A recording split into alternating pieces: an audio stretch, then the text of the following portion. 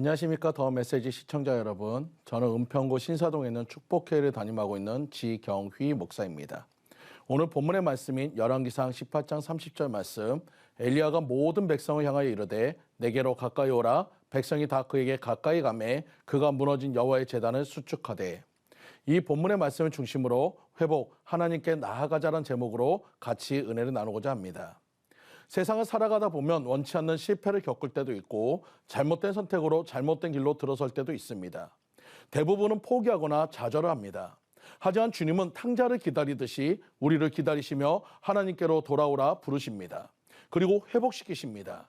이전까지의 일은 잊고 새롭게 시작하자 하십니다. 그래서 실패의 자리에서 고통을 당하고 있는 우리에게 죄악의 길에서 돌이키기를 원하십니다.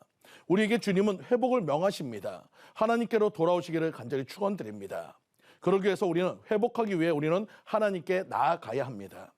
오늘 본문의 이스라엘 백성들은 지도자의 잘못된 선택인 하나님이 아닌 우상을 선택하는 잘못된 결과와 지도자를 따르는 죄악으로 인해서 3년 6개월간 비가 오지 않는 고통을 당하고 있습니다. 그런 그들을 향해 하나님은 엘리야를 통해 회복의 손길을 내밀고 있습니다.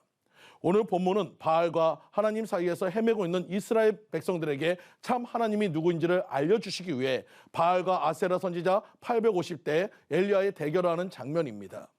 바알과 아세라 선지자들의 기도는 아침부터 오후 늦게까지 계속되었어도 하늘에서 불이 내리지 않았습니다. 드디어 엘리야의 차례가 됐습니다. 여기서 주목할 것은 엘리야가 모든 백성을 향하여 이르되 내게로 가까이 오라입니다. 이 말은 지금 대결에 이스라엘 백성 전부를 동참시킨 것입니다. 이전까지는 구경꾼에 불과했던 이스라엘 백성들이었지만 이제는 엘리야와 함께 예배를 준비하고 예배를 드리는 예배자가 되었다는 사실을 여러분 기억하시기 바랍니다. 우리가 회복되기 위해서는 반드시 하나님께 나아가야 한다는 것입니다. 내가 어떤 모습이든지 주님 앞에 나아가야 합니다. 환자가 의사를 만나지 못하면 치료받을 수가 없습니다. 또 배가 아프면 내과를 찾아가야지 안과에 가서 치료해달라고 하면 치료가 안 됩니다. 제대로 찾아가야 한다는 것입니다. 이스라엘 백성들은 영적으로 병들었습니다. 하지만 전혀 엉뚱한 바알을 찾아가 고쳐달라고 하니 고통만 더 커지게 되었습니다. 그래서 오늘 하나님은 잘못된 선택하고 잘못된 길로 가고 온 우리에게 하나님께 나아오라고 명하고 계십니다. 그러면 엘리야를 통해 이스라엘을 회복시켰듯이 우리도 회복될 줄을 믿고 따라가시는 여러분들 모두 되시기를 간절히 축원드립니다.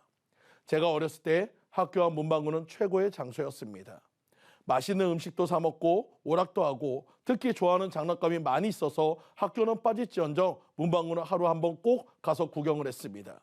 그런 저의 마음을 빼앗았던 비행기 장난감을 가지고 싶어서 고민하고 있을 때 정신없이 바쁜 주인 아저씨의 모습을 보면서 저의 마음에는 훔치고 싶은 마음이 생겼고 좌우를 살핀 후에 가슴에 장난감을 넣고 몰래 나오는데 가슴이 왜 이렇게 뛰는지 금방이라도 심장이 튀어나올 것 같았고 아저씨가 내 뒷덜미를 잡을 것 같아서 굉장히 두려웠습니다.